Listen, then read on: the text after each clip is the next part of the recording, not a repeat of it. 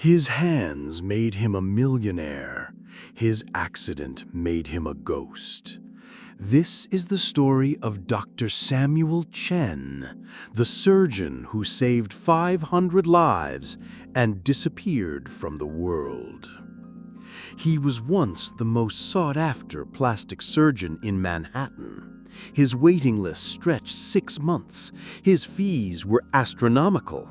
His results were miraculous. But success can be a prison, and fame can be a mask. One night, everything changed. One mistake, one crash, one moment that turned a golden boy into a broken man. His hands, the instruments that had rebuilt faces and restored confidence, were shattered beyond repair. Most people would have retired, sued for damages, or found some way to maintain their comfortable life. But Samuel Chen chose a different path, a path that would take him to the most dangerous place on earth, a path where he would save hundreds of lives, a path where he would become a legend without anyone knowing his name. A path that would prove that sometimes losing everything is the only way to find what really matters. Dr. Samuel Chen was the golden boy of Manhattan plastic surgery. At 34, he had it all: a Park Avenue practice, a $1 million salary, and hands that could perform miracles. His reconstructive surgery cases were legendary. Burn victims who couldn't recognize themselves walked out looking like they'd never been hurt. Celebrities flew in from Hollywood for his touch. Models paid cash for his services. Socialites whispered his name at charity galas. His waiting room was always full. His schedule was booked months in advance. His reputation was pristine. His bank account was overflowing. But behind the success was a man who had forgotten why he became a doctor in the first place. The long hours, the pressure to maintain perfection, the constant demand for more, it had all become about the money, the fame, the status. He had started medical school wanting to help people. Somewhere along the way, he had lost that true shin. He had become a businessman wearing a white coat, not a healer with steady hands. His colleagues admired him, his patients adored him, his family was proud of him, but Samuel Chen was empty inside. But success breeds complacency. On a rainy Tuesday night, Samuel was driving home from a 16-hour surgery marathon, texting while driving, something he'd done 100 times. The car skidded on wet pavement. The impact crushed his hands against the steering wheel. The surgeon who could rebuild faces could no longer button his own shirt. Emergency room doctors worked frantically to save his hands. Multiple surgeries followed, months of physical therapy, years of rehabilitation. But the damage was severe. The delicate nerves, the precise tendons, the steady muscles, all compromised. His plastic surgeon colleagues tried their best: microsurgery, nerve grafts, experimental treatments. But the truth was brutal. The hands that had been his livelihood were broken beyond repair. Insurance covered some costs, but not his lavish lifestyle. His mansion went into foreclosure. His staff was laid off. His reputation crumbled as other surgeons took his patients. Within 2 years, Dr. Samuel Chen, the golden boy of Manhattan plastic surgery, was a broken man drowning in debt. The fall was swift and brutal. First came the financial collapse. His savings evaporated paying for treatments. His credit cards were maxed out. His medical equipment was repossessed. His luxury cars were sold at auction. Then came the professional downfall. His medical license was suspended pending evaluation. His malpractice insurance was canceled. His hospital privileges were revoked. His name was removed from medical directories. His social circle abandoned him. Friends stopped returning his calls. Colleagues avoided him in medical conferences. Former patients who had once praised him now whispered about his decline. His family tried to help, but they had their own lives to live. His parents were getting old. His siblings had their own families. No one could carry his burden indefinitely. He became a ghost in his own life, a shadow of his former self, a man who had everything and lost it all because of one moment of carelessness. The media that had once celebrated him now ignored him. The spotlight that had warmed him now left him in darkness. One morning he simply vanished. No note, no goodbye. Just an empty apartment and a mountain of unpaid bills. His family searched for months. Private investigators were hired, police reports were filed, missing person alerts were issued. But Samuel Chen had gone somewhere no one expected. He had gone to help people who had never heard his name, people who didn't care about his past, people who only needed his skills. His family assumed he had fled the country. His colleagues thought he had committed suicide. The media speculated about scandals and secrets. But the truth was simpler and more profound. Samuel Chen had gone to save lives instead of taking them. He had gone to become the doctor he had always wanted to be. He had gone to become invisible so he could be truly seen. He had gone to become Dr. Sam. Samuel crossed into Turkey with nothing but a fake passport and his medical degree in his backpack. He had no license to practice there, no connections, no money. But he had something more valuable: 8 years of elite surgical training and a burning need to help others. The journey was long and dangerous, through refugee camps, across disputed territories, past military checkpoints. He watched families torn apart by war, children crying from hunger, mothers mourning their lost sons. He could have turned back.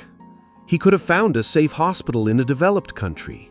He could have started over with his reputation intact.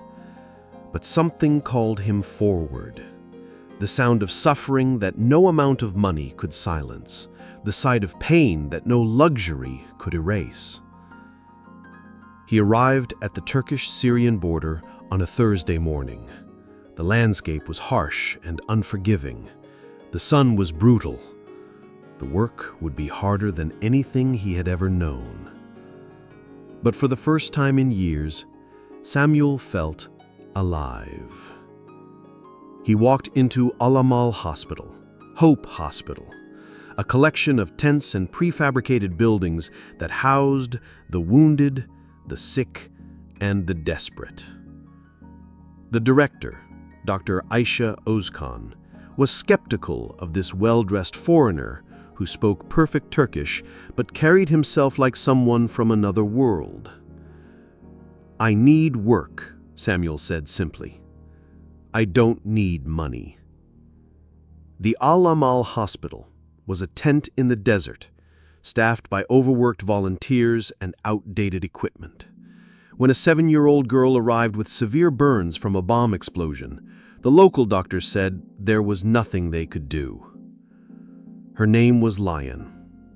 She had been playing in her family's courtyard when the explosion happened. Her face was melted beyond recognition. Her parents wept as they prepared to take her home to die. That's when Samuel stepped forward. He introduced himself simply as Dr. Sam. No credentials, no references, just steady hands and a heart full of determination. "I can help her," he said quietly to Dr. Ozkan. "But I'll need your trust." The girl's condition was critical. Third-degree burns covered 60% of her face and neck. Infection was setting in. Without proper treatment, she would die within days. The other doctors had given up. They lacked the equipment, the training, and the experience for such complex reconstructive work. But Samuel saw possibility where others saw hopelessness. He examined Lyon carefully, his years of training taking over despite his damaged hands. The burns were severe, but not beyond repair. If he could prevent infection and begin reconstruction soon, she might have a chance. He asked for basic supplies: sterile instruments, anesthesia equipment, surgical drapes. What he received was barely adequate. Old instruments that needed sharpening, expired medications, a generator that threatened to fail at any moment. But Samuel had learned to work with less. In his years of success, he had forgotten this skill. Now, it would save a life. For 6 hours, he worked by candlelight when the generators failed. Using improvised instruments and basic supplies, he began the painstaking process of cleaning the wounds and preparing for reconstruction. His hands trembled from the effort. The fine motor control that he had once taken for granted was gone. But his knowledge, his experience, his determination, these remained. He performed debridement, removing dead tissue to prevent infection. He applied temporary skin grafts using whatever materials were available. He created a sterile environment in a tent that offered little protection from the elements. 3 months later, the girl could smile again. The transformation was miraculous. What had been a face of horror became a face of hope. Lyon's parents wept tears of joy. The other doctors whispered about the foreign doctor who had performed the impossible. But Samuel just nodded and moved on to the next patient. Word spread through the refugee camps. There was a doctor who could perform miracles with almost nothing. Patients came from miles around, children with cleft palates, women injured in domestic violence, soldiers with shrapnel wounds. He worked 18 hours a day, 7 days a week, asking for nothing in return. He lived in a small tent, ate the same food as his patients, and refused all payment. When people asked about his past, he simply smiled and said, "I'm just a doctor trying to help." But his techniques were nothing but simple. They were revolutionary. He performed rhinoplasty on a young woman whose nose had been cut off by her husband. He reconstructed a boy's hand that had been mangled in a factory accident. He treated victims of chemical weapons exposure with experimental protocols he had developed. Each case was a masterclass in improvisation and innovation. He used local materials in ways that textbooks never described.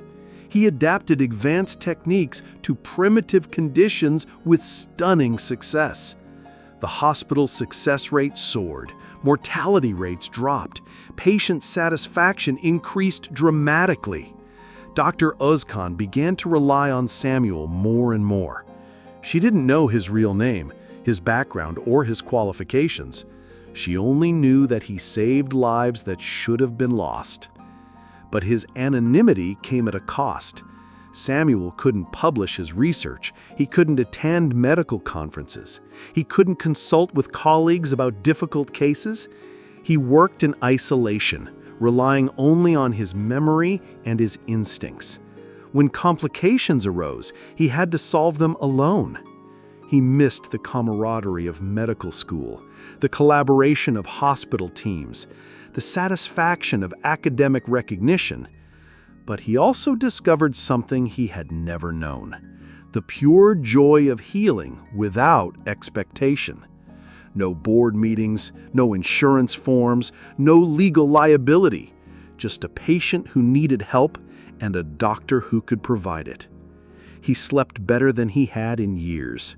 He ate simpler food but tasted it more fully. He felt connected to his purpose in a way that his previous life had never allowed. Samuel Chen was dead. Dr. Sam was alive. And Dr. Sam had found his calling in the most unlikely place on Earth. Samuel adapted his Manhattan techniques to field conditions. He developed new methods using local materials, creating skin grafts from unconventional sources, improvising microsurgery with children's toys, and performing complex reconstructions with basic instruments. His patients didn't know they were receiving cutting-edge care. In his Park Avenue practice, he had access to the latest technology, laser equipment, computer-assisted surgery, specialized instruments worth thousands of dollars. Here, he had rusted scalpels, expired sutures, and generators that failed during procedures. But necessity is the mother of invention, and Samuel's creativity flourished in constraint. He learned to sterilize instruments using autoclaves he built from pressure cookers. He created surgical lights from car batteries and LED strips salvaged from broken electronics. His most remarkable innovation was the butterfly technique, using butterfly-shaped skin grafts from patients' own bodies to reconstruct facial features. The method was so effective that patients healed faster and with better cosmetic results than those in modern hospitals. He taught local doctors his techniques, turning the hospital into a center of excellence in field medicine. His improvised operating theater became a classroom where knowledge flowed freely from the mysterious foreign doctor to eager local students. The medical community back home would have been amazed by his innovations. But Samuel never sought recognition. He was too busy saving lives to worry about credit. A 12-year-old boy stepped on a landmine. Samuel saved his leg when others would have amputated. A pregnant woman was caught in crossfire. He delivered her baby via emergency C-section in a bombed-out building. A young mother lost her nose to domestic violence. He reconstructed it from tissue grafted from her forehead. Each case was more challenging than the last, but Samuel's determination never wavered. He treated a soldier with severe facial trauma using techniques he had developed specifically for combat injuries.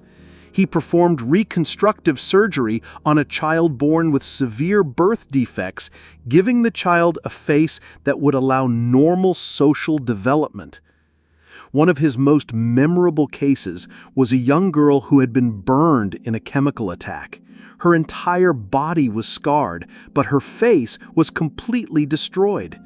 Samuel spent 3 months planning her reconstruction, using skin grafts from her back and thighs to rebuild her facial features piece by piece. The surgery took 12 hours over 3 days. Samuel worked in shifts, sleeping only when necessary. His hands, still damaged from the accident, trembled with exhaustion, but his focus never wavered. When she finally woke up, the girl could see her reflection for the first time in 2 years. Her tears of joy echoed through the entire hospital.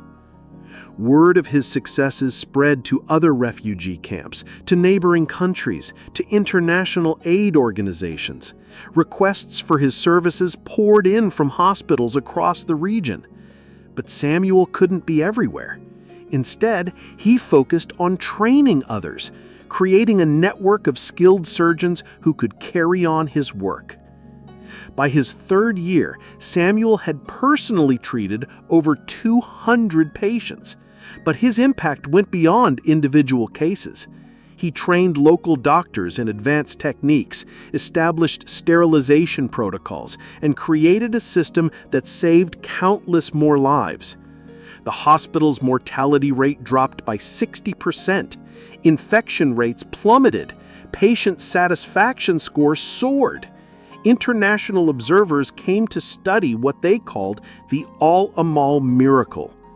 Samuel didn't keep exact records. He was too busy treating patients to count them. But Dr. Özkan kept careful documentation.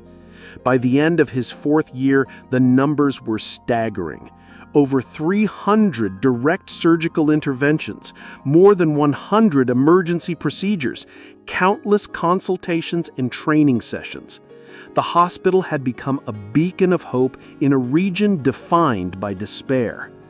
But Samuel's greatest achievement wasn't the numbers. It was the quality of life he restored. A farmer who could work again, a mother who could feed her children, a child who could go to school without shame. Each life saved created a ripple effect that touched dozens of other lives. Samuel was building a better future, one surgery at a time. The work took its toll. Samuel battled malaria, survived a mortar attack, and worked through exhaustion that would kill a lesser man. He had no backup, no vacation, no support system, just his conscience and his commitment to keep going. Malaria struck him twice in his first year. He continued operating while running high fevers, his hands shaking from the chills. Other doctors begged him to rest, but he refused. Patients were waiting. A mortar attack destroyed half the hospital in his 3rd year. Samuel worked by flashlight in the rubble, treating the wounded while the sound of explosions echoed in the distance. 3 patients died that night because he couldn't reach them in time. The psychological toll was even greater. He saw things that would haunt any person: children dying in pain, families torn apart by war, the systematic destruction of innocent lives.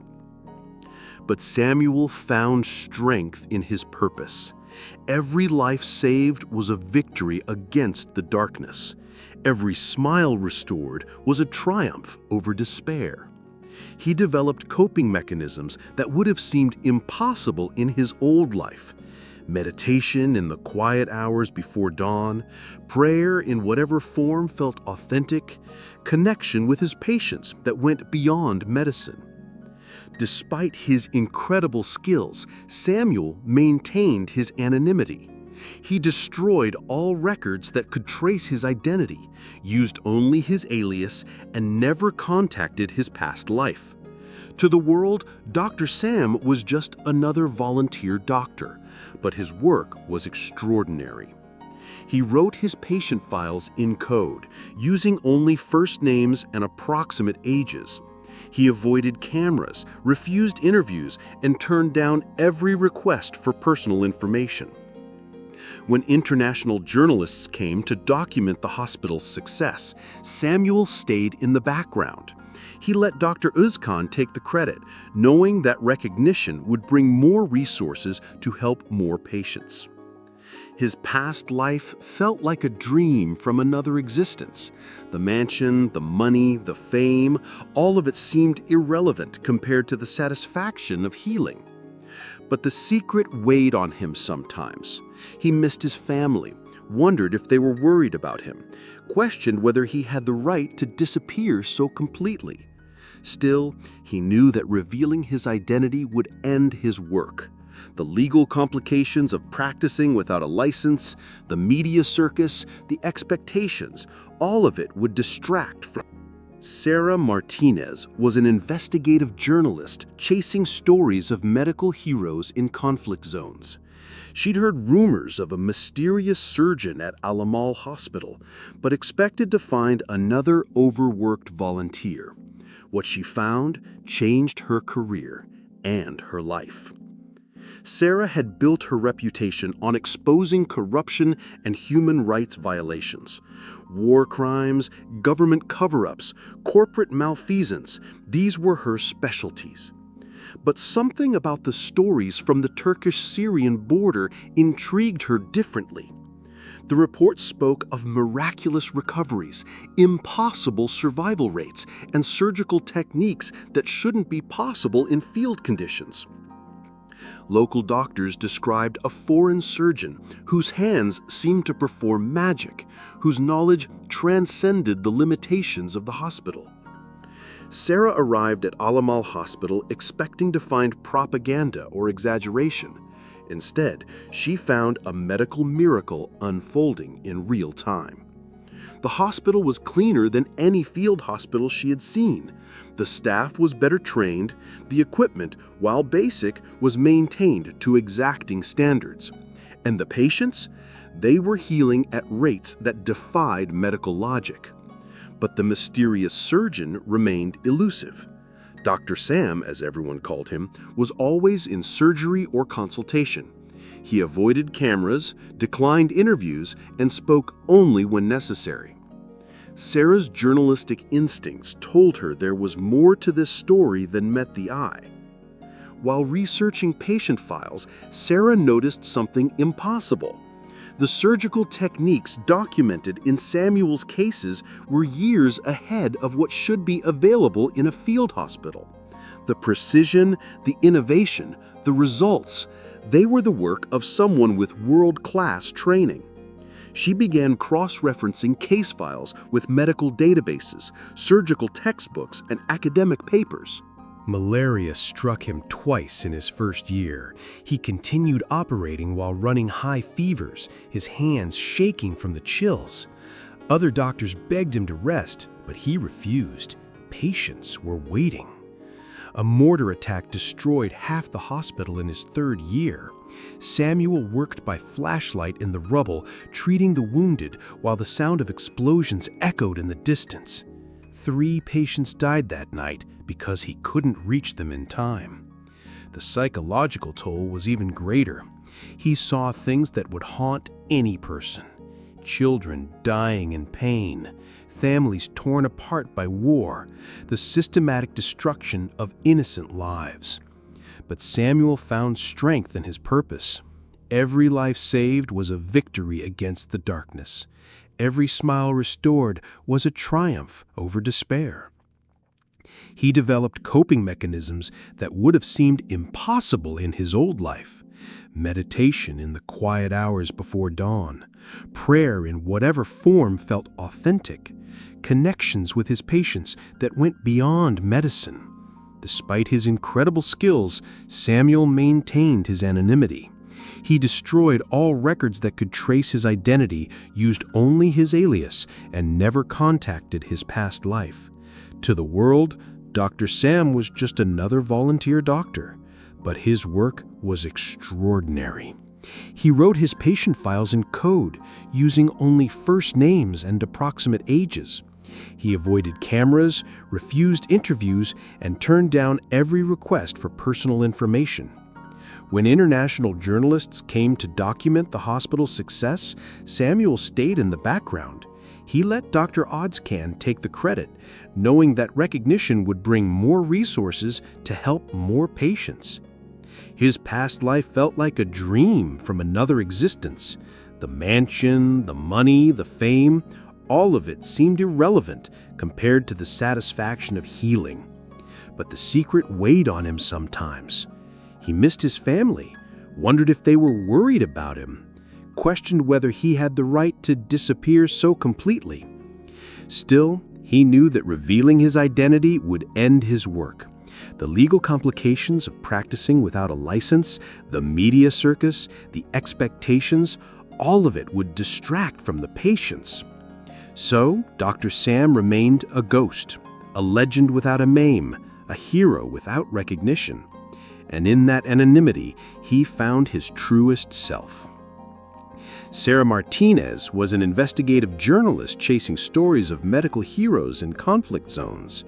She'd heard rumors of a mysterious surgeon at Alamal Hospital, but expected to find another overworked volunteer. What she found changed her career and her life.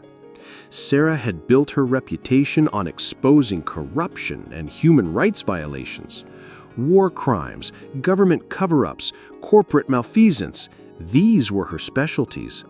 But something about the stories from the Turkish-Syrian border intrigued her differently. The reports spoke of miraculous recoveries, impossible survival rates, and surgical techniques that shouldn't be possible in field conditions. Local doctors described a foreign surgeon whose hands seemed to perform magic, whose knowledge transcended the limitations of the hospital. Sarah arrived at Alamal Hospital expecting to find propaganda or exaggeration. Instead, she found a medical miracle unfolding in real time. The hospital was cleaner than any field hospital she had seen. The staff was better trained. The equipment, while basic, was maintained to exacting standards. And the patients? They were healing at rates that defied medical logic. But the mysterious surgeon remained elusive. Dr. Sam, as everyone called him, was always in surgery or consultation.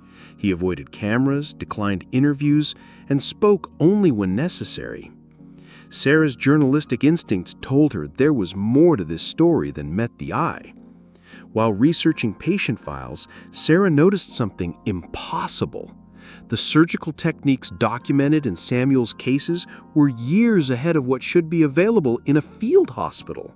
The precision, the innovation, the results, they were the work of someone with world-class training.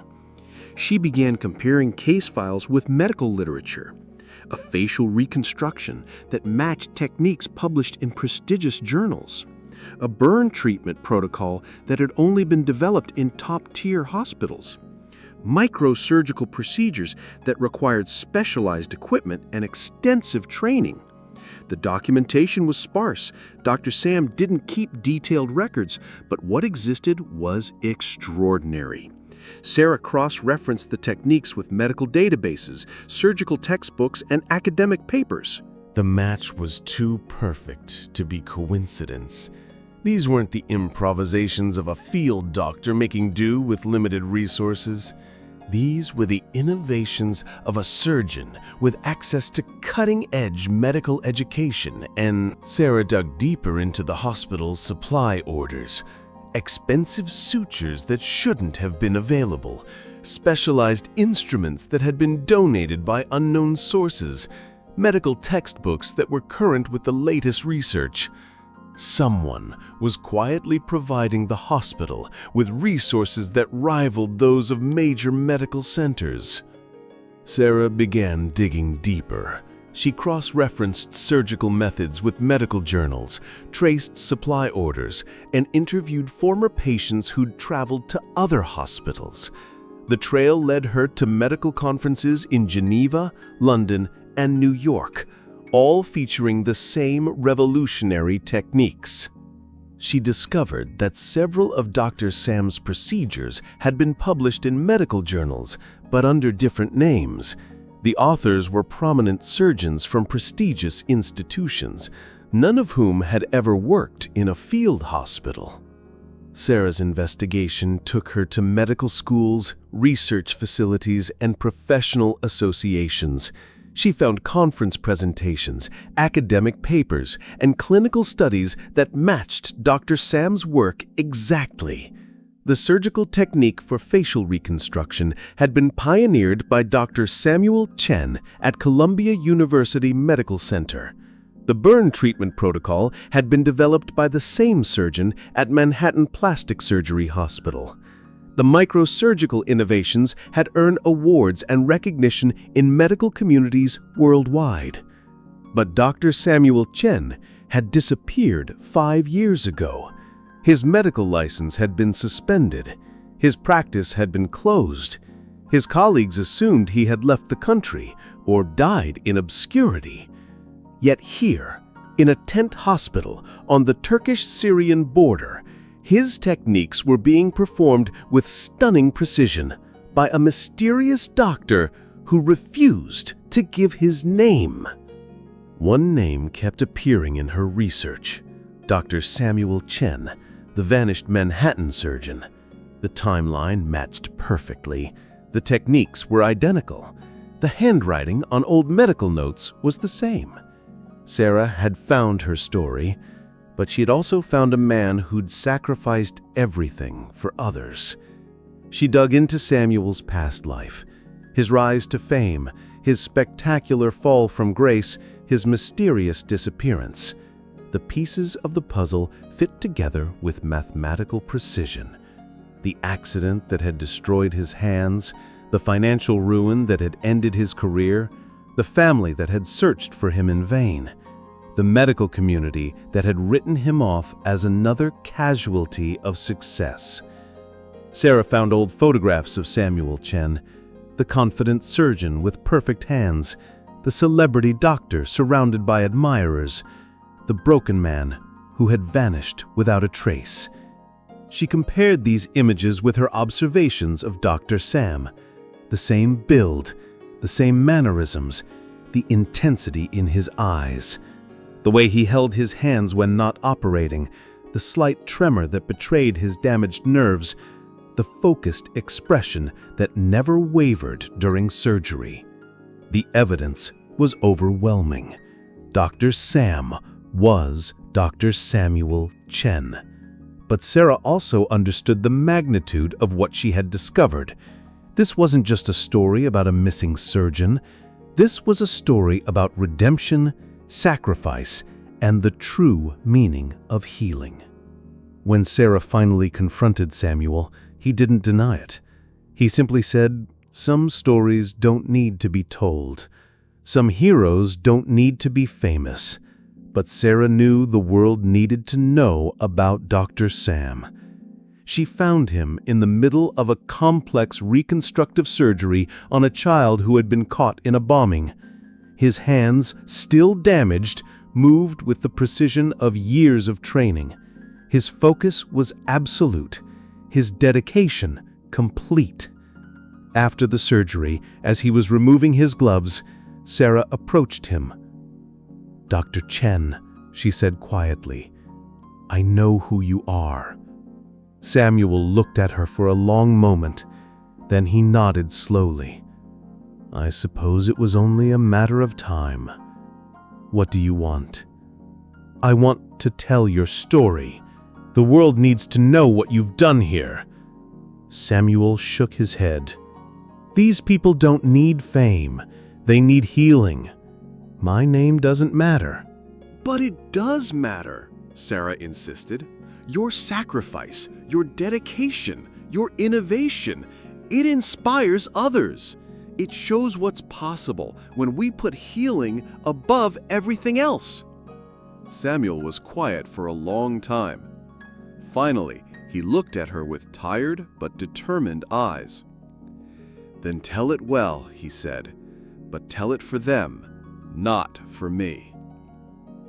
Samuel faced an impossible choice: continue his anonymous work or risk exposure to help even more people. Sarah's article could bring funding, resources, and recognition to the hospital, but it could also end his work and expose him to legal consequences for practicing without a license.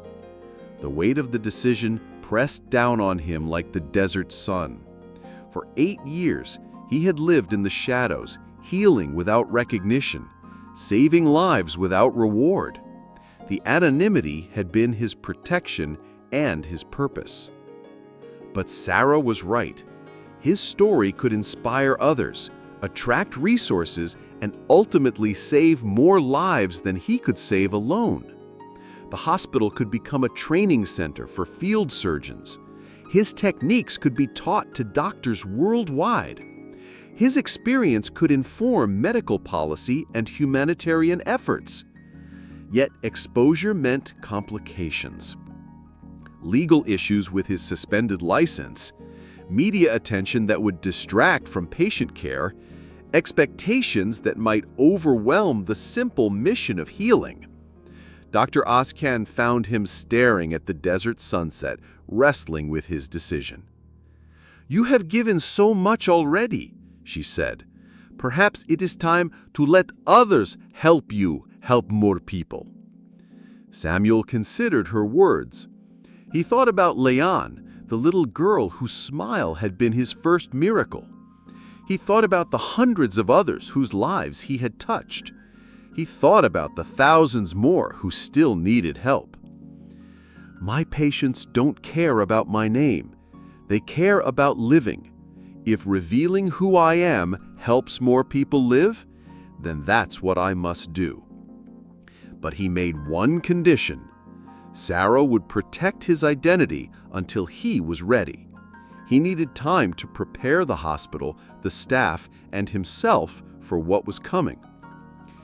The ghost doctor who saved hundreds exploded across international media. CNN, BBC, Al Jazeera, everyone wanted to know about Dr. Sam. Medical journals published his techniques. Universities offered him positions. Humanitarian organizations begged him to lead their programs. Sarah's careful reporting revealed the truth without compromising Samuel's dignity. She told the story of his fall from grace, his journey to redemption, and his extraordinary work at Al-Amal Hospital. She highlighted his innovations, his dedication, and his sacrifice. The response was immediate and overwhelming. The article was shared millions of times. Medical professionals praised his techniques. Humanitarian workers called for his expertise. Patients who had been treated by him came forward with testimonials. Within weeks, the hospital was flooded with donations. Medical equipment arrived from manufacturers who wanted to support his work. Volunteer doctors and nurses applied to join his team. International aid organizations offered partnerships and funding.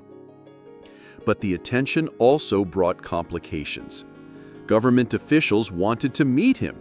Legal experts questioned his license status. Media crews demanded interviews. The simple life he had built was suddenly under siege. Samuel found himself navigating a new world of public relations, legal considerations, and institutional politics. The healing that had been once his sole focus was now shared with administrators, lawyers, and publicists. But he persevered, knowing that the attention would ultimately serve his patients better than his anonymity ever could. Within weeks, Al-Amal Hospital received donations worth millions. New equipment arrived. International specialists volunteered to work alongside Samuel. The hospital became a model for field medicine worldwide. But Samuel's identity remained protected. Sarah had kept that secret. The transformation was remarkable. State-of-the-art surgical instruments replaced the improvised tools. A new operating theater was built with proper lighting and climate control. Laboratory facilities were upgraded to handle complex diagnostic work. The hospital became a center of excellence that rivaled institutions in developed countries. Samuel's techniques were studied and replicated. Medical schools incorporated his innovations into their curricula. Research grants funded studies of his methods.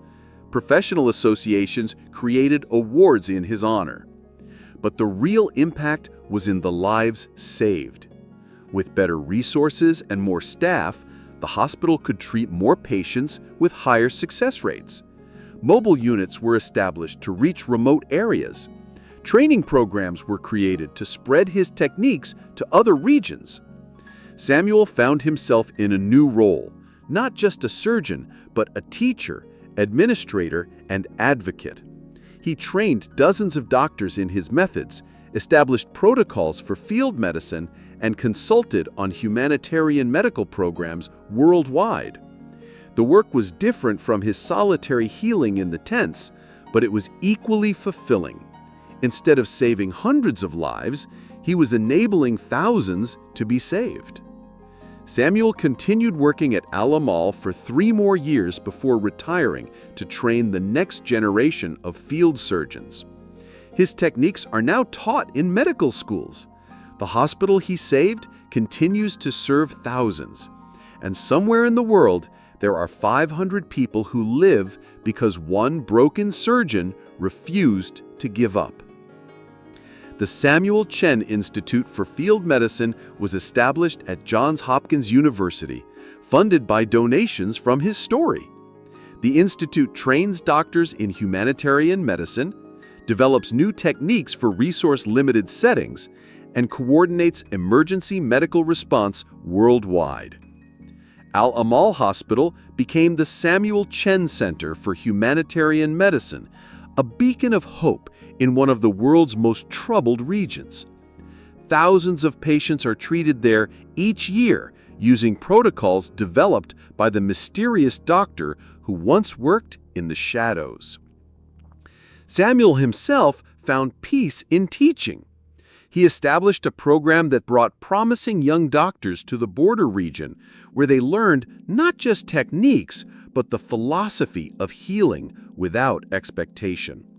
His students went on to serve in conflict zones, disaster areas, and underserved communities around the world. His story inspired a generation of medical professionals to consider service over success, healing over fame, compassion over profit. Sometimes, losing everything is the only way to find what really matters. Dr. Samuel Chen proved that true greatness isn't about fame or fortune. It's about using your gifts to serve others no matter the cost. His hands, once damaged beyond repair, became instruments of hope for hundreds of people. His fall from grace became a rise to true purpose. His anonymity became his greatest strength, and his eventual recognition became his greatest gift to others. The 500 lives he saved directly and the thousands more who benefited from his innovations are living in a world that often celebrates the wrong things: wealth over wisdom, fame over service, success over sacrifice. Samuel Chen's story reminds us of what truly matters. He showed us that healing is not a profession, but a calling. That medicine is not about money, but about mercy. That being a doctor is not about prestige, but about presence with those who suffer. What would you sacrifice for someone you've never met? The answer, Dr. Sam showed us, is everything.